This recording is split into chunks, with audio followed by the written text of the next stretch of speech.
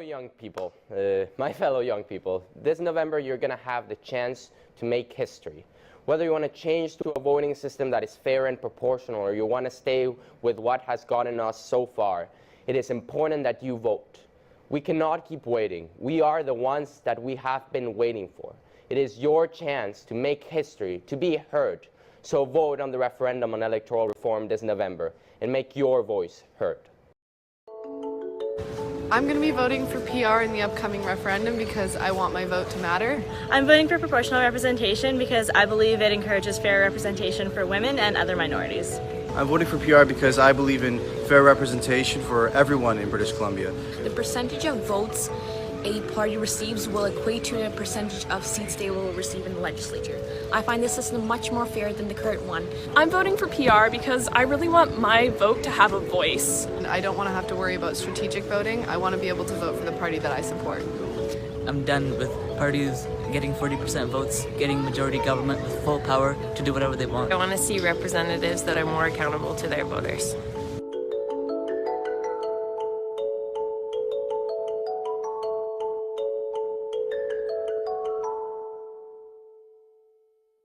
Hello, my name is Laurel Collins, and along with my co-host, Dr. Michael Prince, we are hosting Are You Voting for Change with Shaw TV. We have Sonia Furstenau, MLA for the Cowichan Valley, and also the House Leader and Deputy Leader of the BCGreens. Welcome back to the show, Sonia. So delighted to be here. Back. Yeah, thanks so much for being on. One of the questions that's been coming up a lot has been around open or closed lists. Yeah. Can you describe to our viewers what those are and really address the concern that with closed lists that maybe party insiders might be choosing the representatives as opposed to the electorate? Yeah, so before I get there, let's talk about how it works right now, which is often when you go to the ballot box on election day, you have one person from each party that you can vote for. And that person has been selected generally by the riding association, so maybe a couple of hundred people have chosen that to be the candidate, but sometimes it can be a couple dozen, or sometimes it can just be the party who decides who that candidate is. And every candidate has to be signed off by the party leader. So there is an enormous amount of party control over who is on our ballots right now under first past the post. So with party lists, what we'd be talking about is the mixed member proportional system, in which case you would have the first part of your ballot would look just like it does today. It would be a first past the post ballot for your local representative. On the second part of the ballot, there would either be, with open lists of names under each party, and you would choose one of those names for your regional MLA. Or if you're just having a closed list, it would be just the parties and you choose one of the parties. All of the parties in the legislature right now have identified that they are wanting to have openness and accountability and transparency. And so there is an appetite for this to be an open list where people can choose. The details would be determined after by the all-party committee. But I think that the concern around this really is not one that should really drive people's anxiety, because we are moving to a more transparent, more accountable system under any three of the proportional systems than we have right now. And I think that it's clear that there is that appetite for transparency from everybody that's involved right now. Now, given that there is this kind of cross-partisan appetite, why leave the decisions around open or closed lists until after the referendum's already over? That was determined by the Attorney General's report and recommendations, which came out in the spring, and those were agreed to by Cabinet, and that there would be this all-party committee afterwards.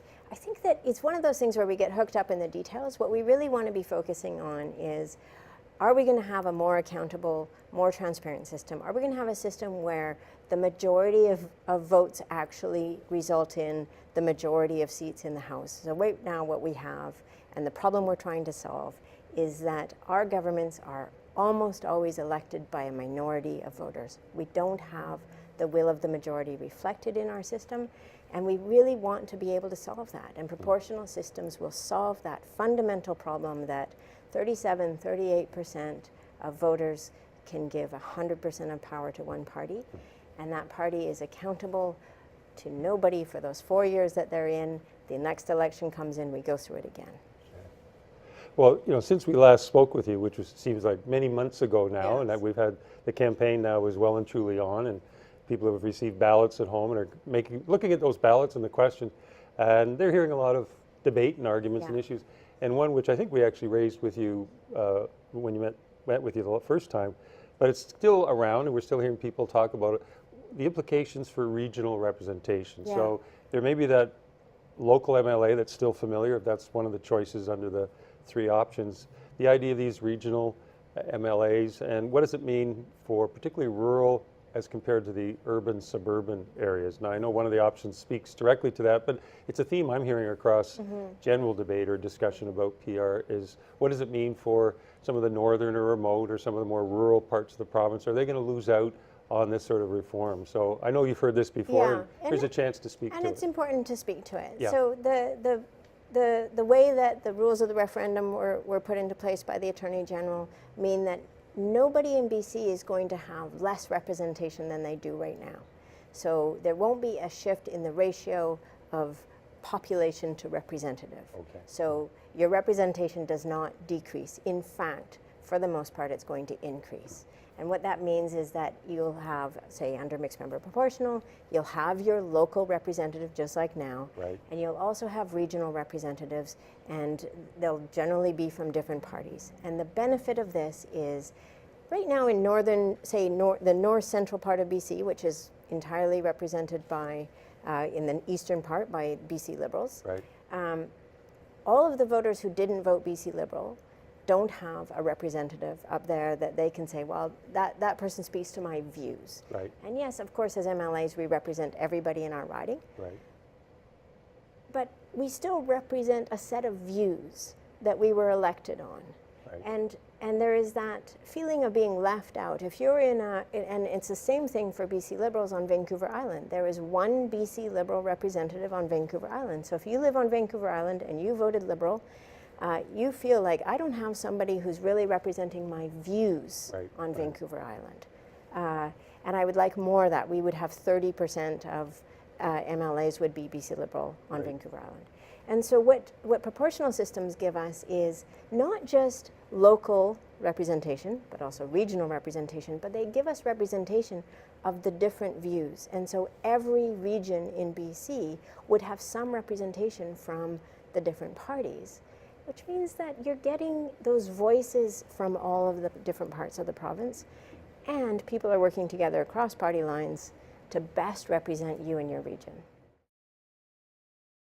Just mailed my ballot, very exciting moment, and I just want to take this time to say thank you to everybody who has donated to the campaign for proportional representation so that our incredible staff and volunteers can help make this campaign come together. They've done an amazing job thanks to your support. So I just want to say a really huge thank you.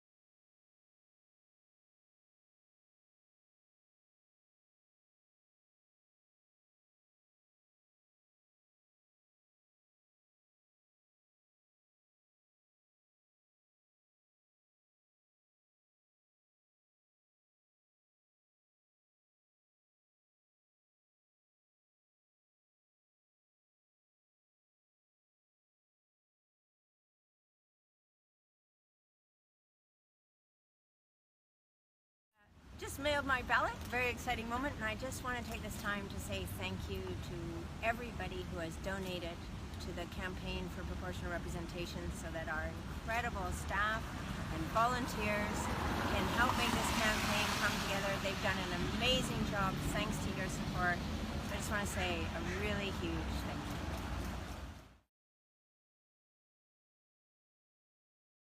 I think, if we were to have that kind of model, the role of the regional MLA, I've had people ask me, well, aren't they in a sense almost because they aren't the first past the post model, almost a second class or a different kettle of fish, really, in that they're not elected the way that we're familiar with, Right. and they're not attached to a specific riding where I may be living and I'm comfortable with that and I'm used to having a local MLA. So the second tier or other level, how does that play out in other countries? And you know, I've had some people ask me about that as well. So I'm interested in your thoughts on. I think it's a really interesting question, and I, speaking from experience, I mean, once you're in there, you're in there. Your vote, you have one vote per MLA. Your votes are equally weighted. There's no first class or second class MLAs, other than who's in cabinet and who's not in cabinet.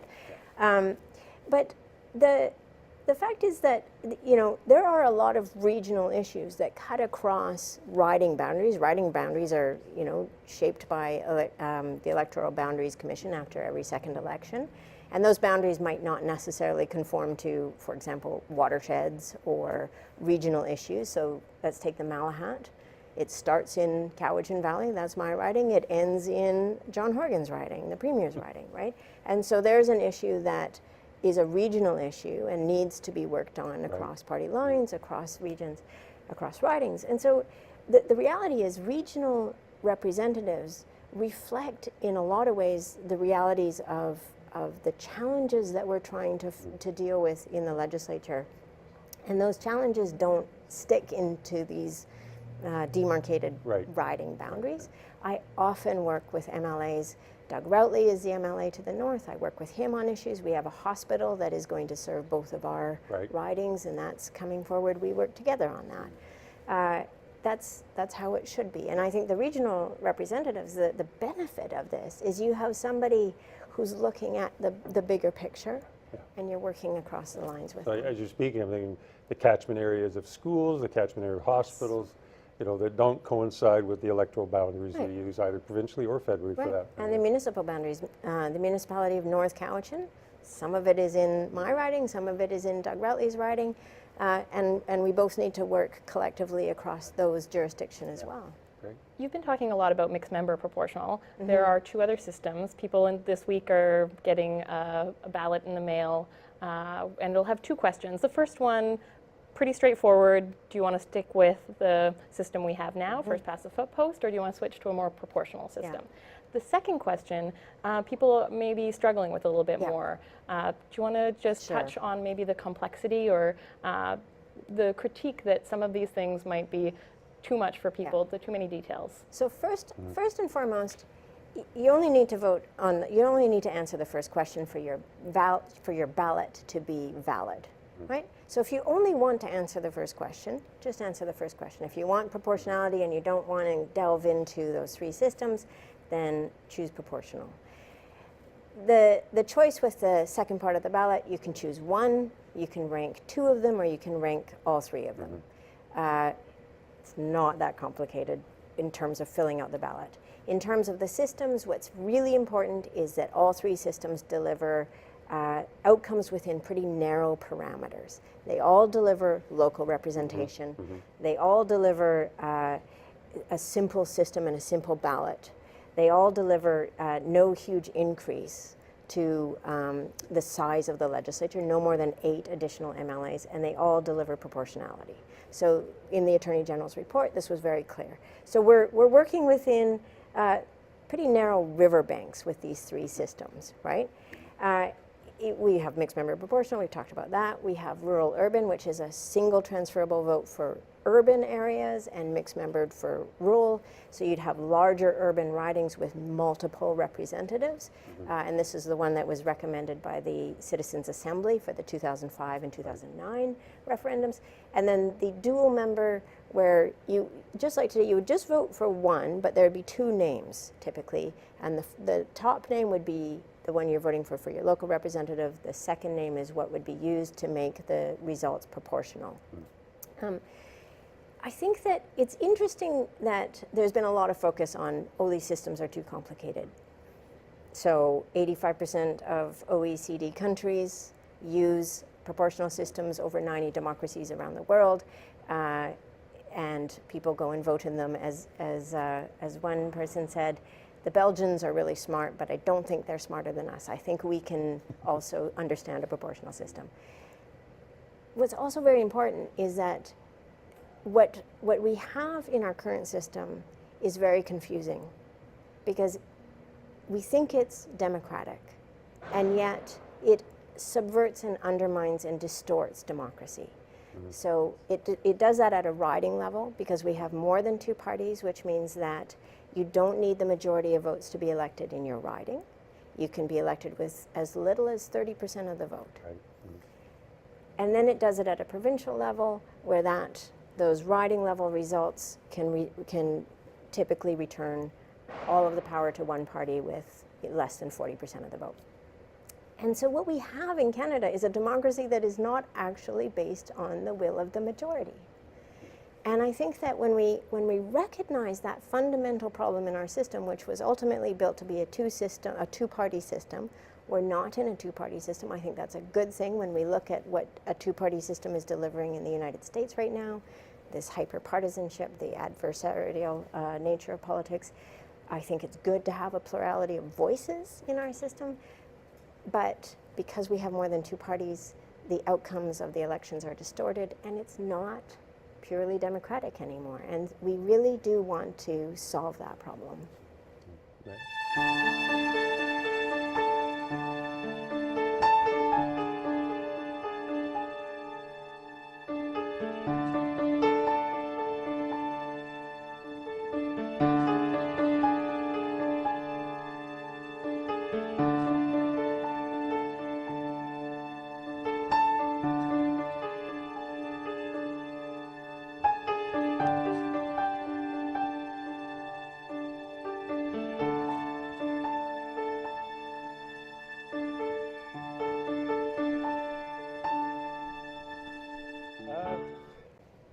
One of the other comments, and I'm glad you say that, about there's also, I think, too, a duty on citizens to inform themselves. It shouldn't be just here's laid out like a cafeteria and easy, straightforward. That there's plenty of websites, plenty of information sites, lots of videos for both proponents and the opponents. And we should say Elections BC has also put out information, neutral information, a voters package, and you can go to their website for more information there.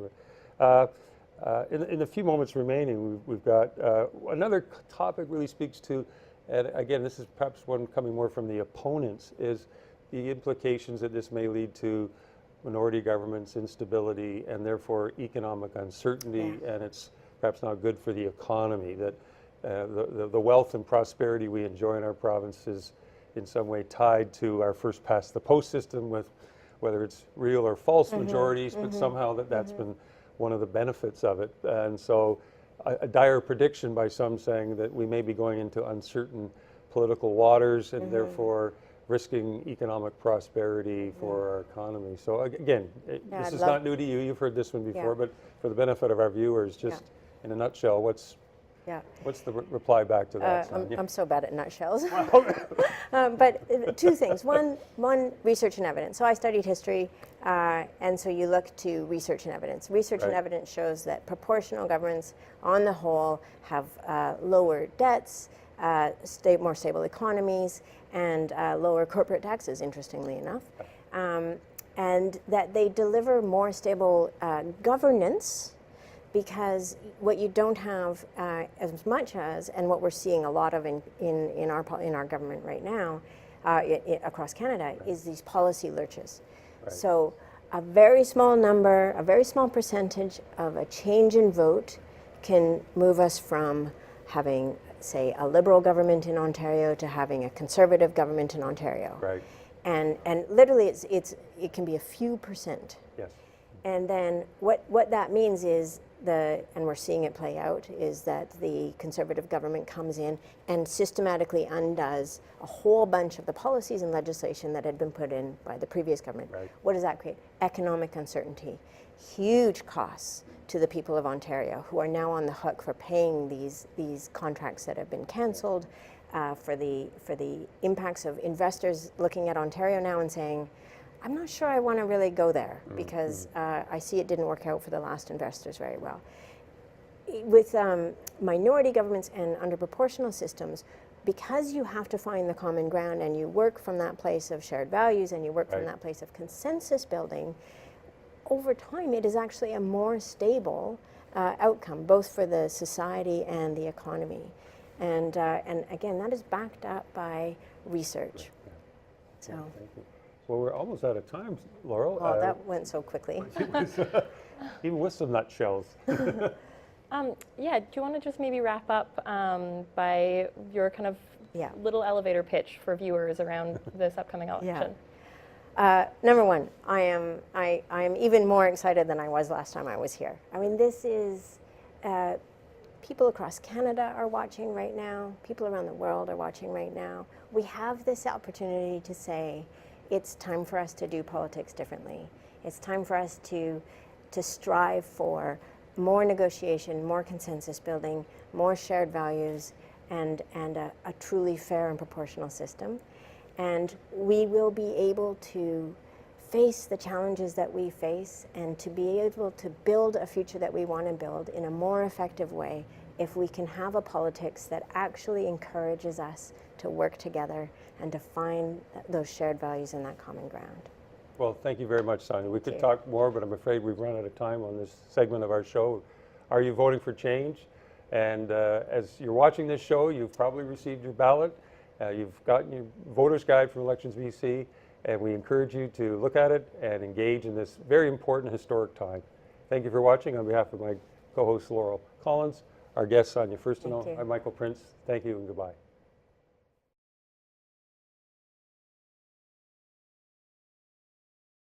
Hello and welcome to Voting for Change, the show in which we discuss BC's electoral referendum this fall.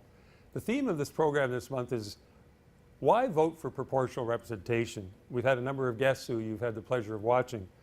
Hopefully by now you have received your ballot in the mail and also a voter's guide to the electoral referendum produced by Elections BC, the nonpartisan office of the legislature of the province. The guide has information about how to vote in the referendum, and it also provides neutral information on the 3 PR options that are being presented to the public on this referendum. The referendum, as you probably know, is being held by mail, and it's available through to the end of November. If you have not already received a voting package in the mail from Elections BC, you can contact the office at elections.bc.ca or telephone them at 1-800-661-8683. The deadline to request a voting package is November the 23rd. Elections BC must receive your ballot by the end of Friday, November the 30th. You can also return your voting package in person to either any Service BC Centre or to a referendum service office. And you can determine the location of the nearest office to you by going online to the Elections BC website. The ballot has 2 questions. The first question asks, which system should BC use for provincial elections? The current first-past-the-post system or some form of proportional representation voting system? The second question asks voters to rank 3 proportional representation options that are presented on the ballot, and you're asked to order them in preference. It's worth pointing out that you actually do not have to rank all 3 or vote for all 3 options. You can rank just 1, 2, or 3 if you'd like. And in fact, you don't even have to answer the second question. You can just ask the first question. Another important point to recognize is that all 3 of the proposed PR systems retain some principal elements of our current system, the first-past-the-post system. In other words, our current electoral system is not being totally replaced or scrapped or thrown out, as you may have heard by some. All 3 options guarantee some form of local representation and a continued role for an MLA in your own community. The referendum offers an opportunity to consider whether to add some degree of proportionality to our current system, some sense of greater fairness to the voting system that we currently use, adding new rules on how we vote, how our votes are cast, and how our MLAs are selected. So thank you for watching our shows over the last many months and this one. Please get involved. I'd urge you to vote, and thank you for watching Voting for Change.